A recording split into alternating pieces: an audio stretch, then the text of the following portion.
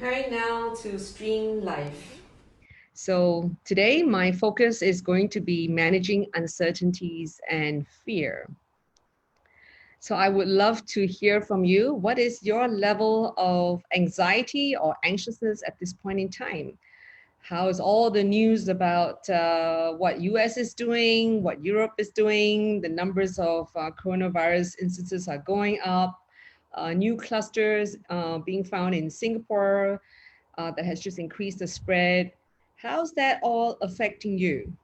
I would love to hear from you so that I could respond and hopefully address some of your concerns and things that are going on in your mind that are causing you with a lot of anxiety and nervousness about the present and future.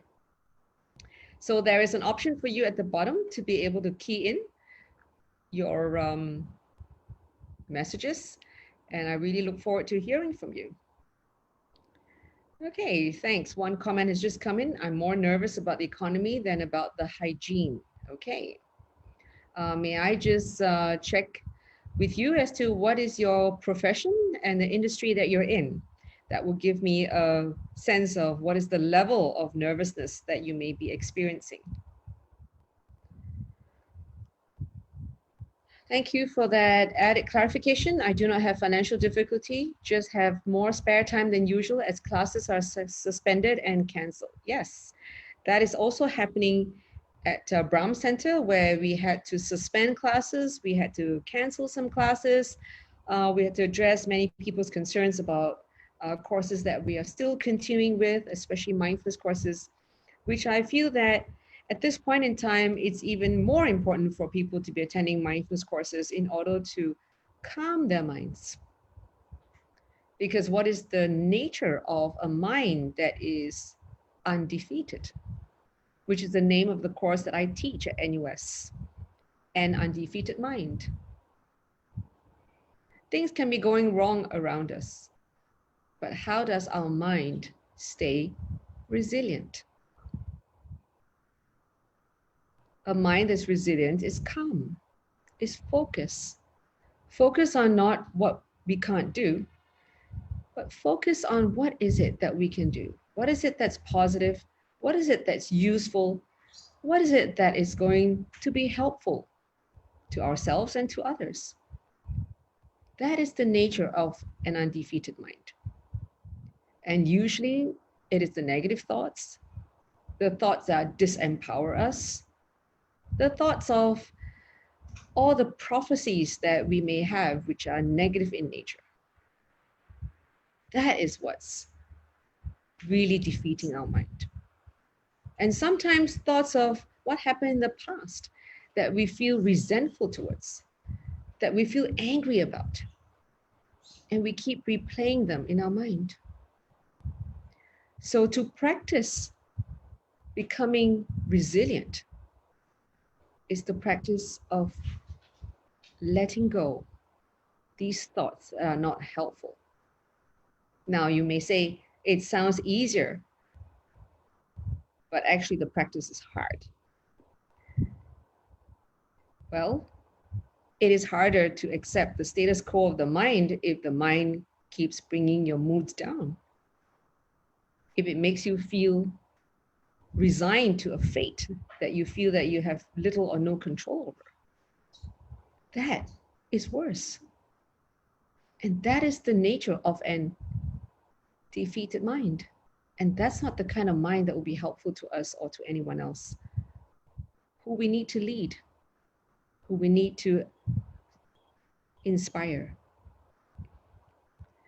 Okay, so I have some comments here that I'd like to read out, and I'm not mentioning the names so that it makes it easier for you to share this recording that's currently on Facebook, which you can share it with your friends. I'm not feeling anxious about my personal life. I'm recovering from a recent relapse from a mental health condition, getting better, but worried about securing a job and staying well. Okay, thank you. I'm concerned about the increase in mental health conditions. Yes, that is a concern that many of us have on how will people step up to become more resilient to all these uncertainties that are in front of us, happening around us.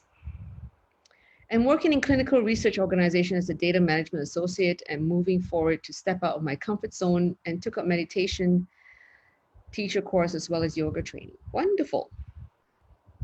I have investments in the stock market. It has dropped and still dropping, making me anxious. So the question about the stock market, yes, it is probably going to fall. Do you need the money now? If you don't need to cash out now, then it's just a paper loss. Just as people, when they see the market rise, it's just a paper gain until they cash out. So if you don't need to cash out, there is no problem. So I have some stocks and they're probably free falling. I just don't focus on them. Since I don't need the money now, I don't have to think about, oh, what I'm losing, because the loss is all mental. There is no real loss because I haven't cashed the stocks, haven't sold them to realize the actual loss. So if you can, hold on to them. Eventually it'll come up. Like every ride of the stock market, if you look at the graphs, it's very clear. It goes up, it comes down, it goes up, and it comes down. The cycles now may be tighter than in the past. After years of medication and up until now, I might still be misdiagnosed. I've decided to change my stand on medication by getting them out of my system and to learn other methods where I feel I would tackle the root cause of the condition.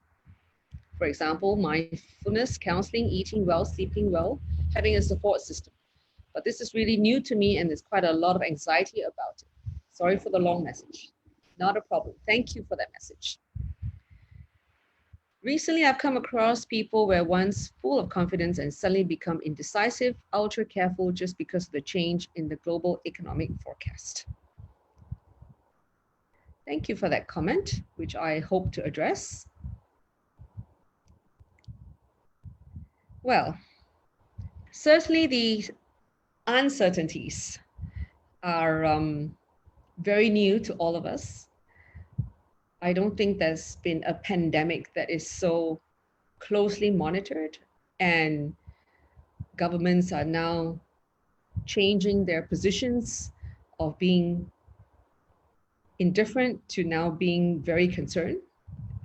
This morning, the news broke that Trump has even barred everyone from Europe traveling into the US. And the lockdown in Italy. So there's going to be a lot of things happening, which has never happened in history. And that is also due to our interconnectedness as a world, how we have managed to make travel so easy, how we have created an economy that is so interdependent on each other.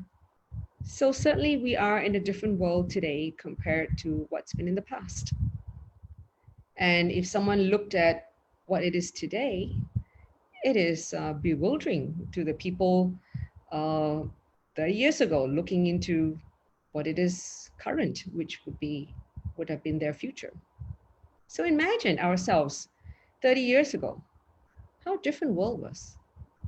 Even the access to information. So the access to information has become an advantage, and also it can become a disadvantage. Because when we get bad news, it has an effect on us if we don't know how to digest that bad news. Good or bad, sometimes it's also subjective. If you have relatives in the US and you are concerned about the possibility of Europeans bringing more of the coronavirus into US, you may take a position that, oh, that's a good thing. Now my loved ones there would be more protected. There will be less people going into the country to infect the people living in the US. But if you are someone who wanted to go into the US from Europe, and then you will find this ban to be very inconvenient. So, which perspective do we take? In every situation, depends on where we stand. Which side are we standing on? And therefore, the effect it has on us depends very much on our perspective. So, can we change this perspective? Yes, provided we have calmness in our mind. So, right now, we're going to start with a short practice. I'm bringing some extra little bits of calmness into our mind because many people are really stressed out. Okay, so let's start by placing your hand on the chest. How does the chest feel? Do you feel tightness in the chest? Or do you feel a chest that's relaxed? If your chest is relaxed, means you're calm, centered, grounded. But if your chest is feeling a bit tense, could mean that there's just a lot of thoughts flying through your head. So let's close our eyes and drop into this chest, really sensing how the chest feels.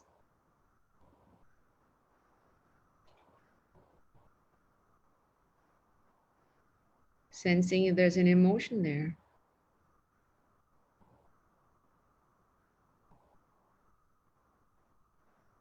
Is there fear? Is there anger?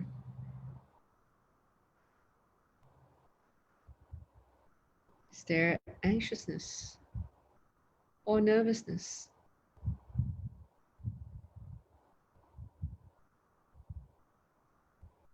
When we're able to identify it, give it a name, we acknowledge its presence. And now, notice what are the sensations in this space. How's the heartbeat? What's the rate of the breathing? Is it fast? Slow? Usual?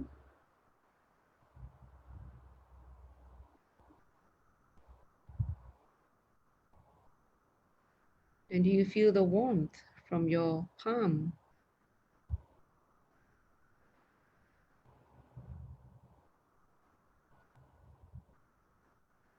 So welcome the emotion, whether it's fear or anger, nervousness, anxiousness, sadness. Welcome it. It's present.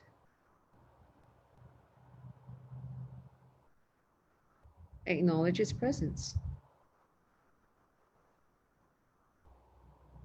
And now tune into your mind.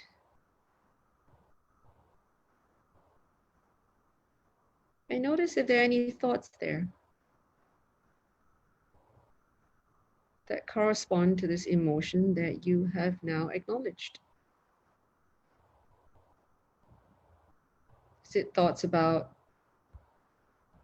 losing money in the stock market? Thoughts of the possibility of contracting the virus? Thoughts of losing your job? Thoughts of your loved one being infected? Or the thoughts of possibility of dying?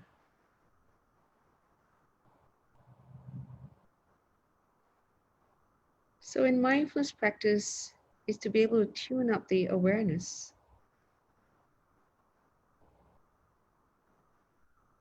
To be aware of what we subconsciously perceive as threats.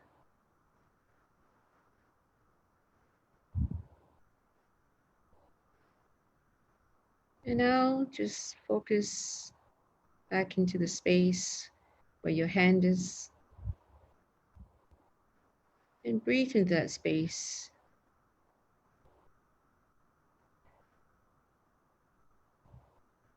And you may notice with the hand there and acknowledging what is going on in your chest, acknowledging the emotion. This itself has a calming effect. Accepting the emotion that is present. By welcoming the fear or the anger, you will no longer now be fearful of the fear or angry at the anger. The layering disappears.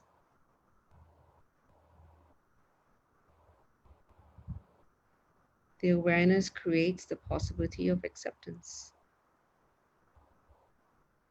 And with acceptance, we can let go. Let go of that fear or the anger. Because this emotion is really there just to alert you. So now that its job is done, it can actually leave. So now, focusing your breath into that space where your hand is. And I call it the space because it's acknowledging the entire area that is between your hand and how your entire chest feels.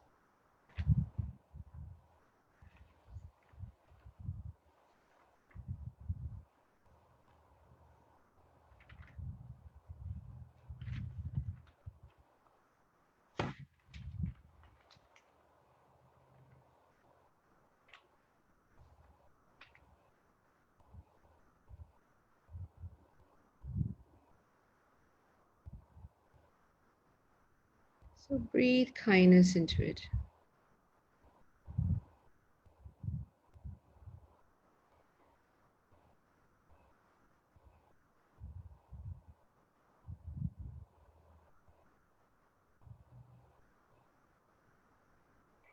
And feel the calm arriving or emerging when the anxiousness disappears and the calm appears.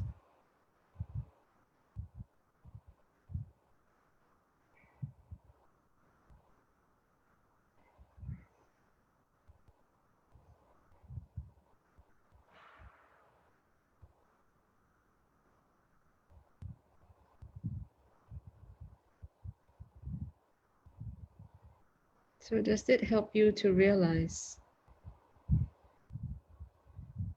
that beneath the turmoil is always the calm?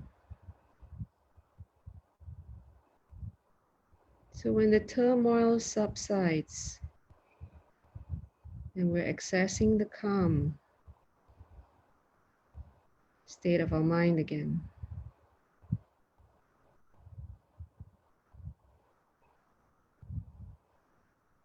so the technique of doing this is to acknowledge the presence of the turmoil, the associated emotions.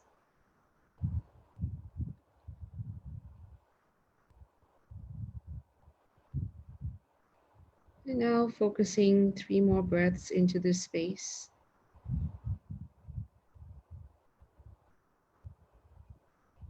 At the end of the 3rd breath, open your eyes.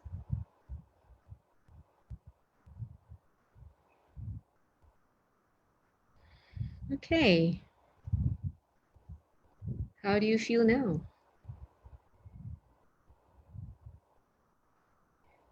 Love to hear from you, so please type your comments. Calmer, very good. So when you finish this session, you can replay this part and repeat the exercise. You just need to access it on the Facebook page of Brown Center and replay it anytime that you find that this practice could be useful to you.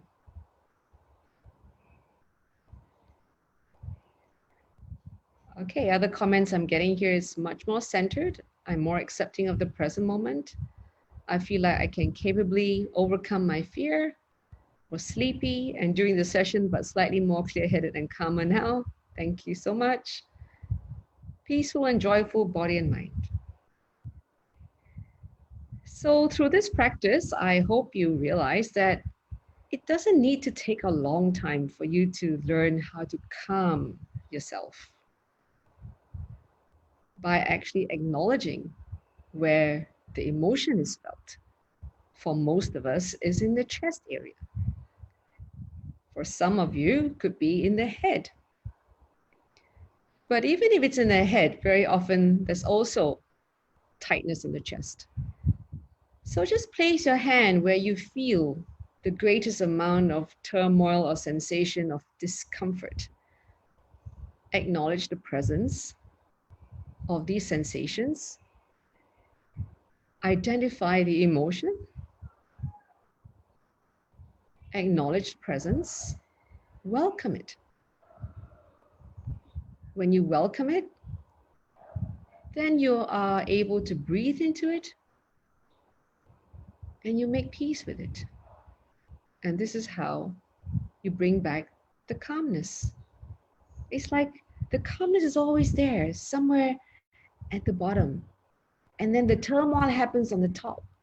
So when you acknowledge this turmoil, the turmoil stops and the calmness re-emerge. Quite magical, isn't it? You experience it and you know how this really works. And it works for you. Put it into practice each time so that it becomes automatic for you in the future. Something that you will just do without even having to consciously think about doing it. So practice makes it eventually an automatic habit. So when it's automatic, it's considered a habit. So do it each time, every time. Okay. I have a few more comments here. I still feel I can do more with my time. This means when I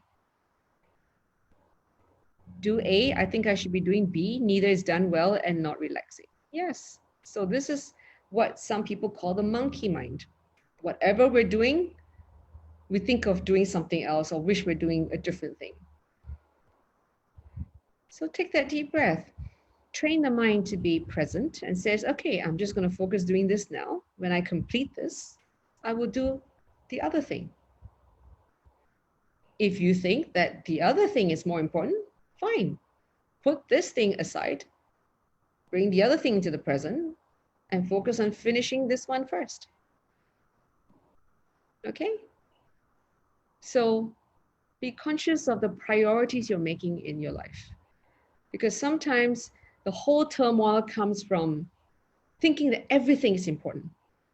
And we can't finish anything because we keep thinking about how it's important it is instead of focusing on, okay, how do I prioritize all these things that need to be done and decide on the sequence of how they're going to be done. And that way, you go down the list. Use a systematic approach. Write it down or type it into your reminders and prioritize it. So don't leave them in your head. If I wake up in the middle of the night, I go to the toilet, I come back, and then I notice that my mind is making suggestions to me on some of the things that I haven't done or have forgotten to do, I won't let them linger in my mind. I will type it into my phone without turning on the connection so that I don't respond to some messages, or just write it down by leaving a notepad next to you before you go to sleep. So whatever it is, get it out of your mind so that your mind doesn't feel that it needs to keep reminding you. Because one of the amazing thing about this mind, it has a very effective polling system that reminds you of what you may have forgotten or reminds you of something that you need to do in the future. Okay? So I'm going to now share my slides with you on today's topic that I wanted to cover, which is dealing with fear and uncertainties. I think we all know what fear is, and I think we're all very cognizant now about what uncertainties are because they're happening every day in our life as a little virus that we have now called COVID-19 creates an amazing amount of reactions in the world and people reacting and responding in so many different ways that are causing steps that are taken or decisions that are taken that are unprecedented.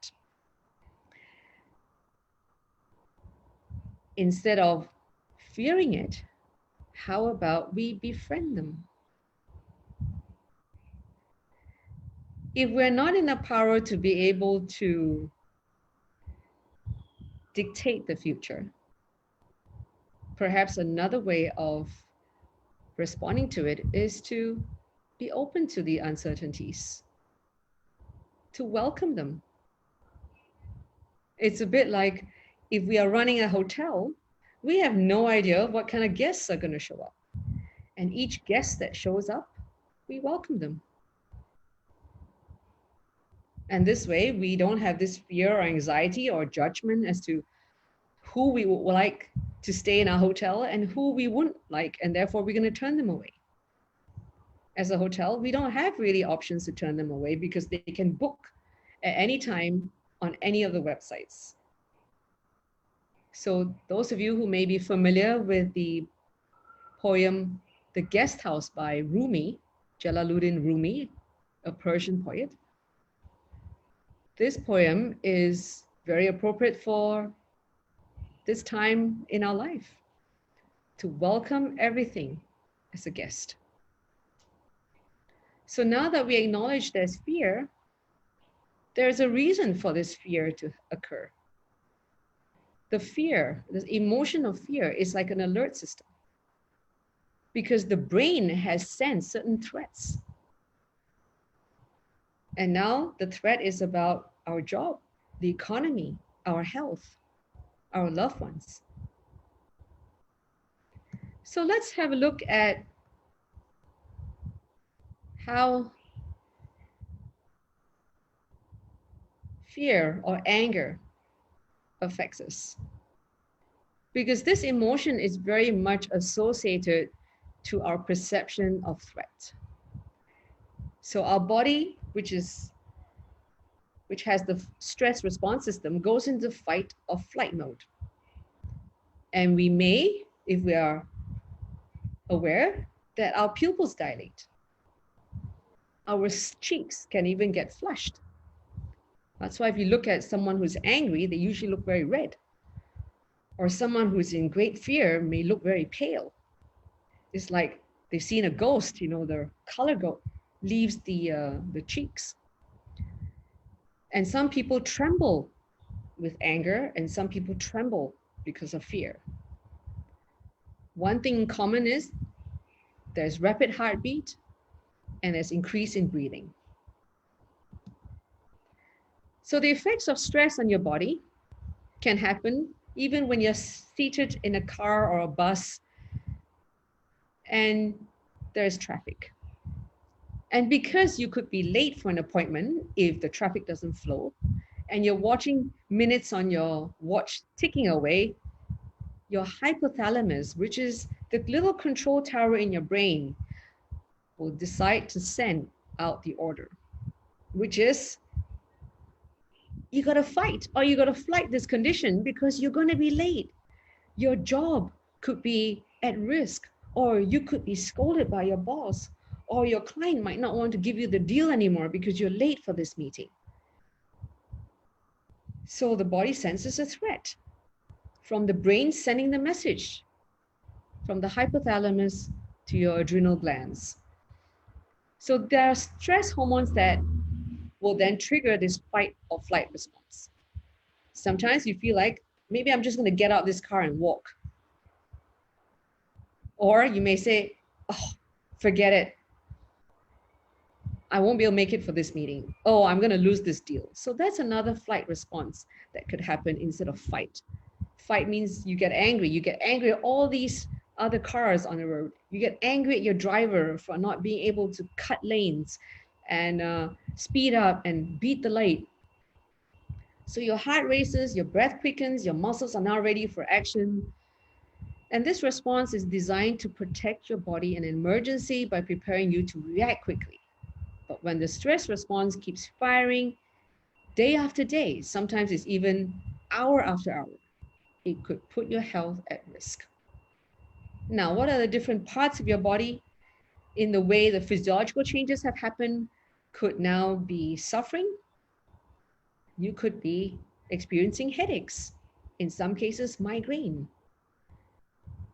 Chronic stress can wear us down emotionally, and please watch the other 2 sessions I've done, which then could increase the possibility of depression. And you may feel heartburn because there is a production increase of stomach acid.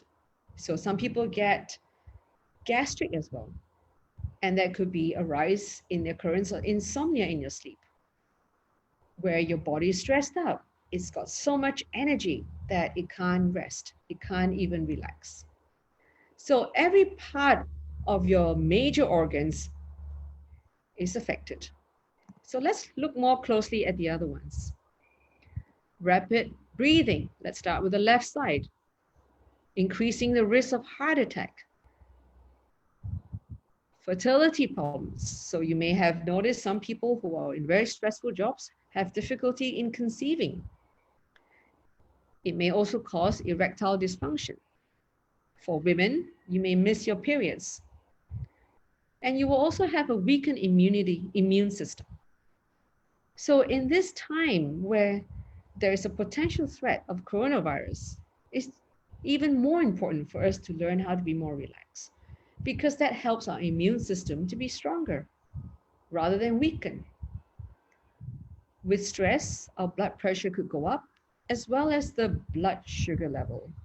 Because when your body thinks that it has to fight, it is actually releasing extra sugar into the bloodstream for the muscles to get its nutrition to stay tense.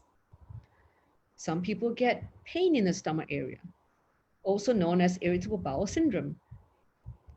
And you may experience low sex drive. There's just no mood for sex. And then there's the tense muscles. And usually the tension is felt a lot in the shoulders. So I hope you appreciate the adverse effects stress has on your body. So while fear may be an alert system, is now how do you neutralize that fear? These are some of the things that you can do to help relieve some of the stress that you're experiencing. Do exercise, go for walks. Some people go for runs. But when you run, please don't put headphones on. Because when you put your headphones on, first of all, you're not aware of cars and other vehicles that could be coming around that could be potentially close to you or dangerous to you, and they honk you can't hear. The other risk factor is that you're no longer aware of your body because you're listening to music. So if your heart is palpitating, you may not even feel it. And that's how some people, when they're going out running, and they collapse because they had not been able to notice the signs of the heart being in stress. Okay. Now, having a pet and playing with a pet, it is very good for your health. Caring for a pet as well, because now you're focusing on caring for someone. There's a lot of oxytocins that come up. Taking a nap, acknowledging that your body needs rest, because sometimes you don't sleep very well at night. So give your body the extra minutes or an hour to take a nap, even if it's a power nap for 10 minutes. Sit somewhere, just Close your eyes, focus on your breath. So some people who want to focus on the breath and they are trying to do meditation and they end up being asleep. And that's okay. It just means that your brain, your body are tired. Listen to music. And most of all, meditate. Even if it's for 2 minutes, 5 minutes, 10 minutes a day. Doing a body scan, doing a loving kindness practice, doing breath meditation, doing on focused attention meditation. All the different types of meditation is helpful for you to calm your body and mind, and also to sharpen your awareness so that you are fully aware of what's going on in your mind when you have the emotion of fear, anger, sadness, despair, and practicing the techniques of letting go of the past, letting go of the prophecies of the future, letting go of all the swirling thoughts in your head that is not helpful to you. Okay, so now I'm going to pause here and do another practice.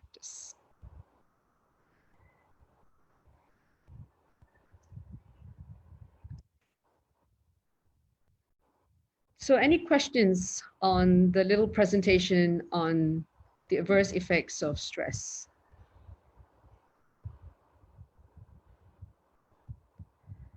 Was that helpful to know the science behind what your body's feeling when you're subjecting it to a lot of stress, fear, anger, all these negative emotions? And they're called negative because they have negative effects on your body. So I'm not saying that fear is bad. Fear is an alert system. It's like if you fear of being knocked down by a car, you will look left and right before you cross the road. But after you cross the road, you let go of the fear. But the fear makes you more alert.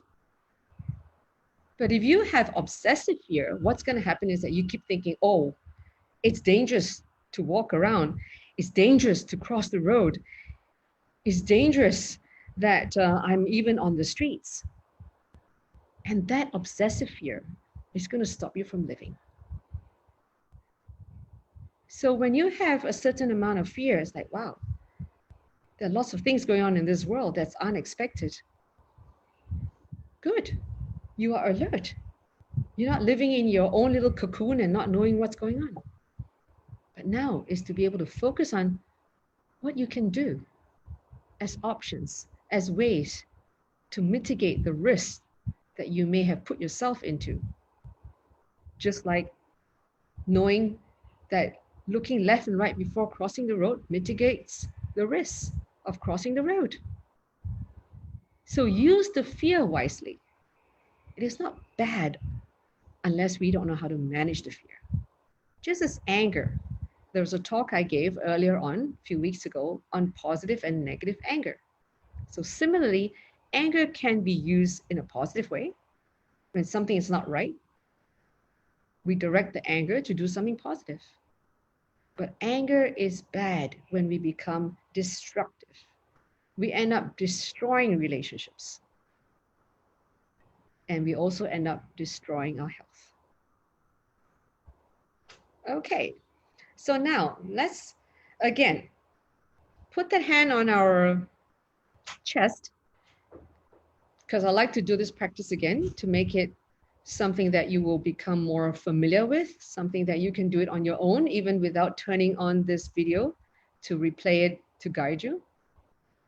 So now just place your hand on your chest.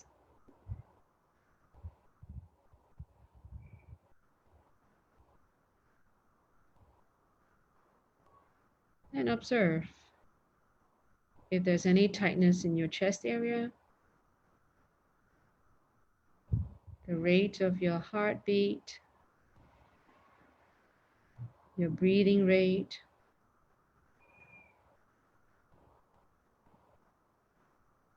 and whether your breath is deep or shallow.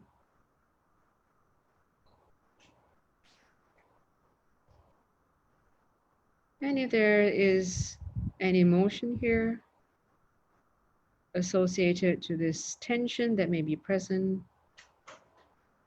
give it a name. Whether it's fear, anger, nervousness, anxiety, sadness, despair, welcome it.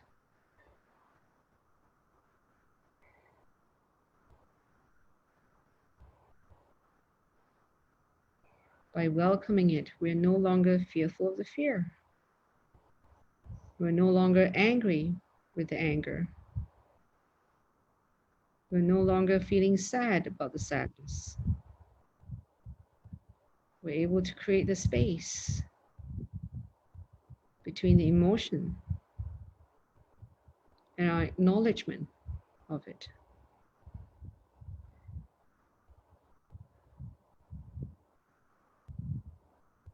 And now direct the breath into it and filling each breath with kindness, breathing into that space.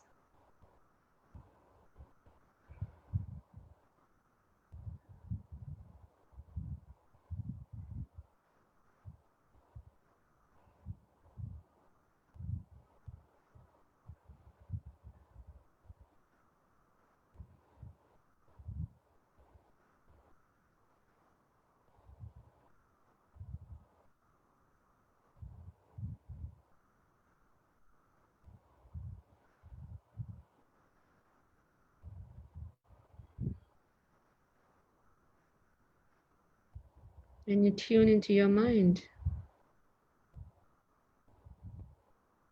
so that you are aware of what those thoughts are that could be fueling the emotion. And now even welcome those thoughts.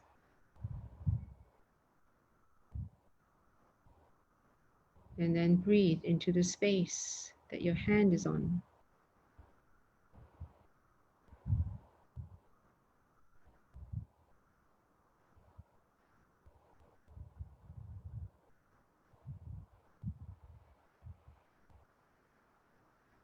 And notice your hand and your arm. Relax your hand. Relax your arm. And just continue to breathe into that space, letting the breath be natural. You're just directing the breath into the area that your hand is placed on.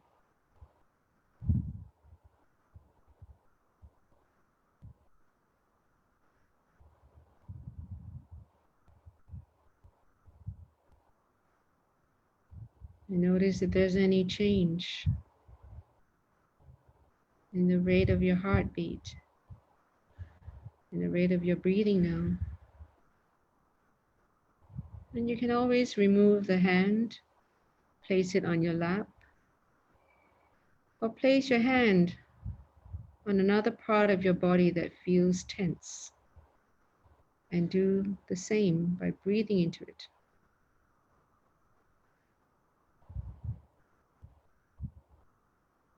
Or you can simply now just drop into your breath.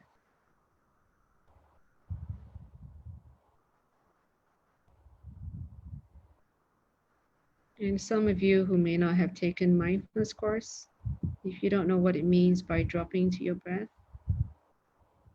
then maybe focus on a sound. Focus on a sensation in your body.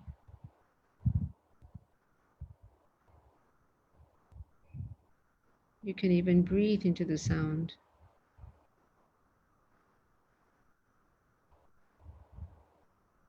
Breathe into the sensation.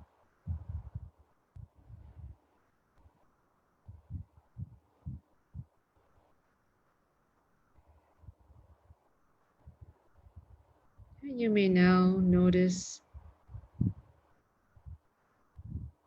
that your calmness may be emerging.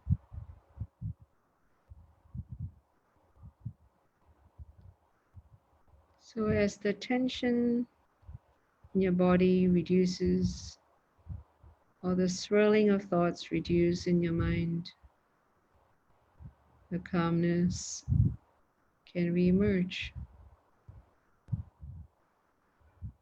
So just know the calmness is always there. It's just been submerged by all your thoughts, your emotions.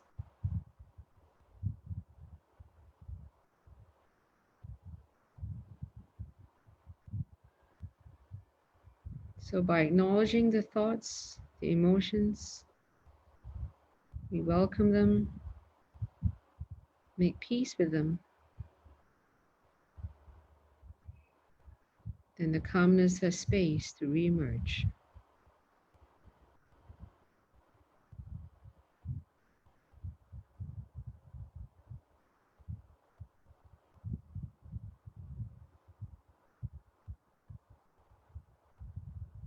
So now focusing on 3 more beautiful breaths and slowly opening your eyes.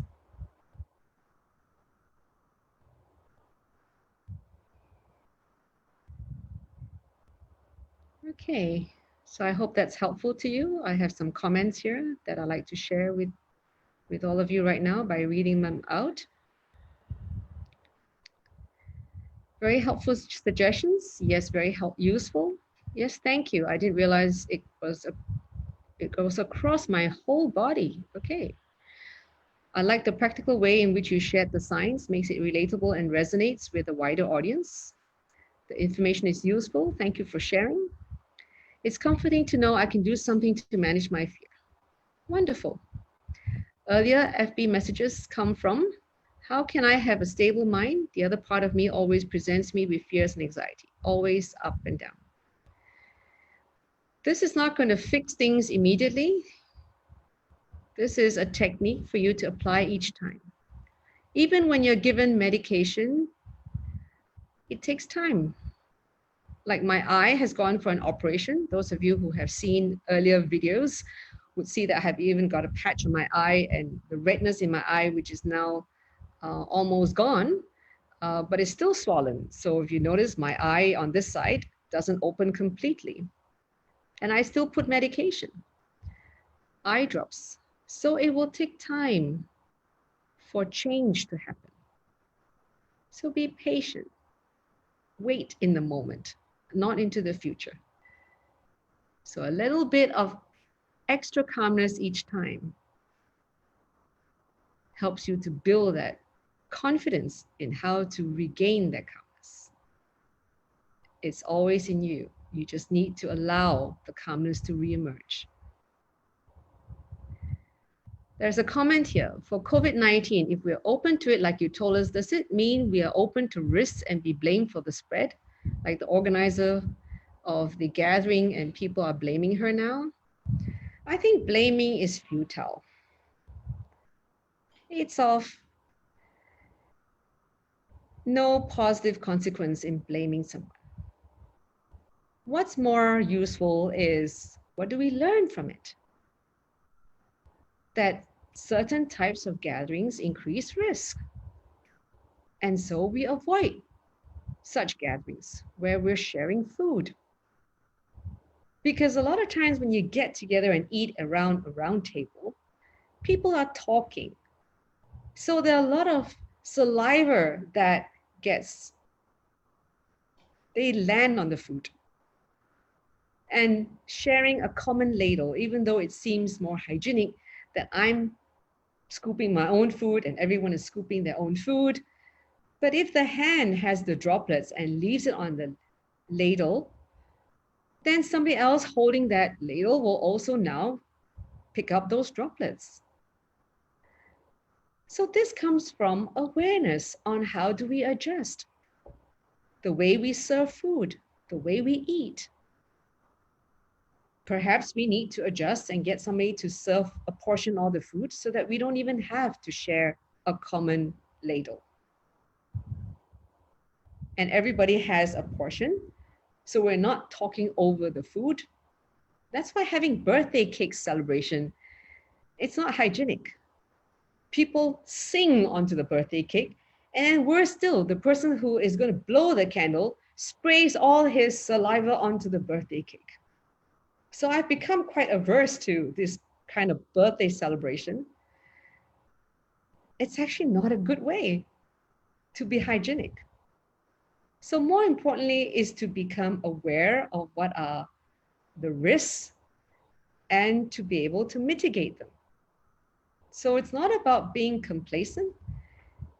If we fear COVID-19, then we can no longer think straight because that fear would have activated our stress response system and we're all into fight and flight mode. We're not thinking. We just want COVID-19 to go away. But guess what? It's not just going to go away. You just want to fight COVID-19. Well, how? It's not even something that can be seen by the eye. So when we calm our mind down, then we can consider what are the different changes in our life to reduce the risk. And it's all about reducing risk.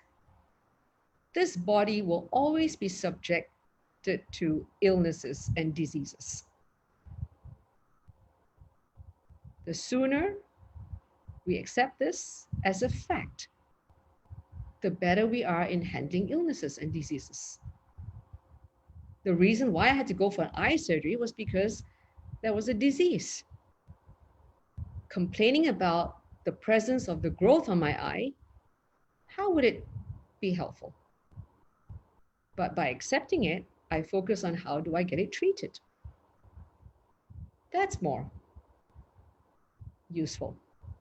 And how to prevent a recurrence of it by wearing UV protection glasses.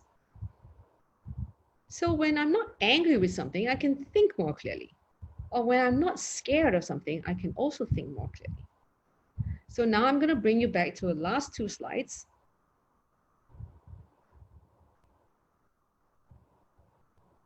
I hope you can see them. Have I done the sharing? Okay, now let me do the sharing first. I think I didn't click correctly.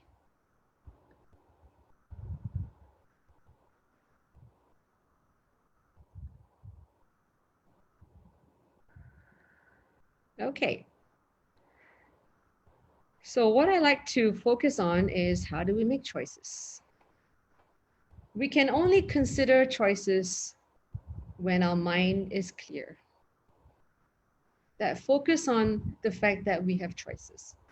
Like what I suggested to you, think of ways to mitigate the risks instead of spending our time and energy on blame. Blame doesn't take us anywhere positive. We just direct our anger at one person. No. When we are calm, we can say, okay, now what are our choices in going forward?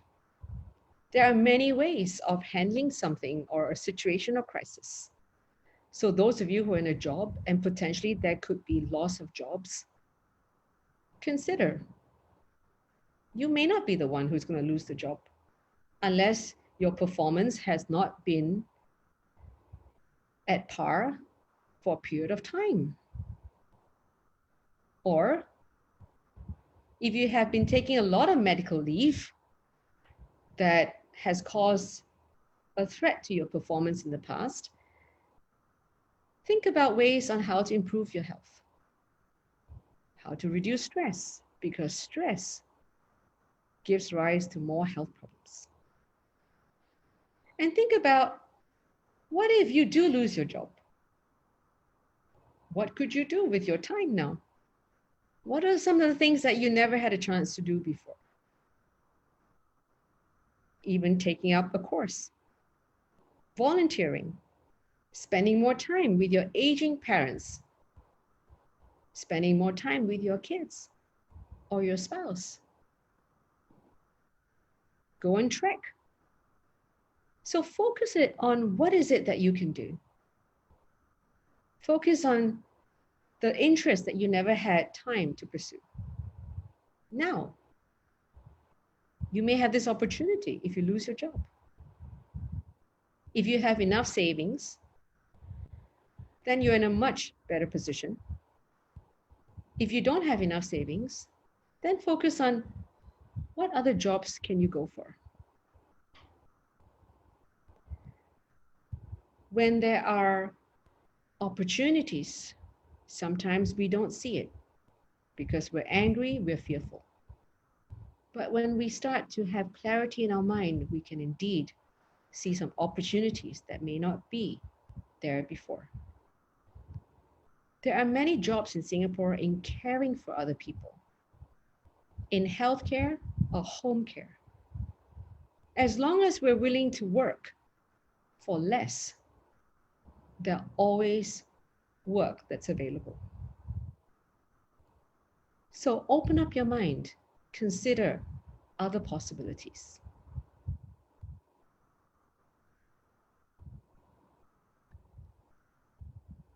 So now I'd like to read some of your messages and perhaps even some questions. How can I have a stable mind? The other part of me always presents me with fear and anxiety, always up and down.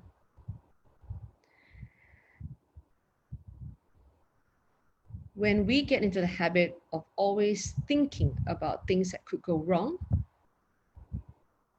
then it becomes habitual. So I would encourage you to come and do a course because it's not something that I can teach you in a few minutes, although I have now taught you some techniques to try to reduce your anxiety, your fear. It is a work in progress journey.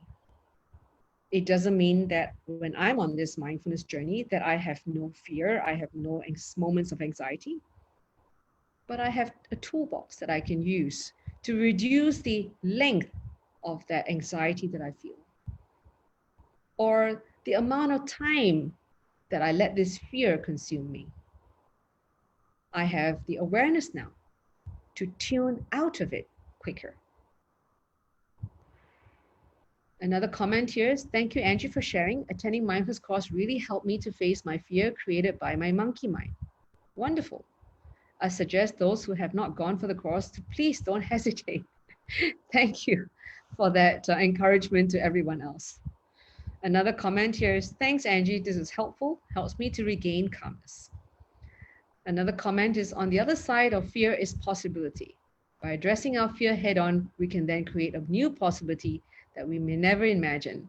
A newer world, a better one, a more connected one. This has been my takeaway. Thank you very much for that. And one more comment here is, sorry if it's hard for you to answer, but I would really appreciate if you can give your opinion. I have a trip coming up end of this month to Eastern Europe, and I have to forfeit $3,500 if I'm not going. I'm still thinking. Also, my friend whom I want her to go with me is still okay to go. Well, why don't you toss a coin? If it's head, go. If it's tail, don't go. Now you may think, wow, what kind of answer is that? The answer is, in your gut somewhere, you have a decision. So when the coin flicks and whatever it lands, if it's the decision you want, you would say, yes. If it's the decision you didn't want, you would say, oh, and then you know the answer. So sometimes it's not just about the money. It's about what is really in here that you want to do. Give it a go. All right, one more comment here is, thank you, Angie, for the mindfulness courses that I've taken and trained by you. I'm really very grateful that you're part of my life. Oh, sweet. Thank you so much. And I have a couple of other questions here as well. Do you provide counseling? I don't tend to take cases because my schedule is already so packed. As you can see with me providing this service during lunch, I even have no opportunities to go out for lunch with many people who have been inviting me. But I can recommend you to my fellow counselors who are really good. So please write into info@brahmcenter.com. Another question here is it normal if after body scan, I do not get relaxed, and what actually happens? So if after body scan you don't feel more relaxed, don't use the body scan practice. The reason why we have many types of practices is because different practices work differently for people. And sometimes the state of your mind and your body, that particular practice is not the ideal one. So use a different one. Another question here is, will you consider doing an evening session in the future? Well, I won't be able to do an evening session because I often teach in the evenings and I do need some time off. But because these sessions are recorded, you can watch them in the evening, although for you, it won't be live. And those of you who've just joined us, as this is your first session, I would recommend you and urge you, in fact, to go to the Brahm Center Facebook page and do all the other sessions because each session has a different focus and they will address different aspects of how you feel and what your mind is consumed by. Okay, and one more comment here before I sign off, as I have a class to teach at 2 o'clock over at Brahm Center CMA. So you can see I live a very hectic life. And this evening I have another class to teach at Brahm Center McPherson. But it's about taking one moment at a time instead of thinking ahead all the time, which is what's tiring and causing burnout. So I will talk about burnout tomorrow when you tune in again. So one last statement here, comment is, I'm going step by step to move forward to the unknown uncertainties. Never try, you never learn. Absolutely. Thank you for that very positive statement. And another question here on will I do evening session? Once again, unlikely, but please use the Facebook recording to do your own evening session and many other audio tracks available online as well as on our website. Okay, great. So I have to run now to do the course before I'm late. Thank you, everyone, and see you tomorrow. Have a lovely day ahead. Place your hand, take 3 deep breaths whenever you feel anxious, fear, or even anger. Bye. This is Angie signing off.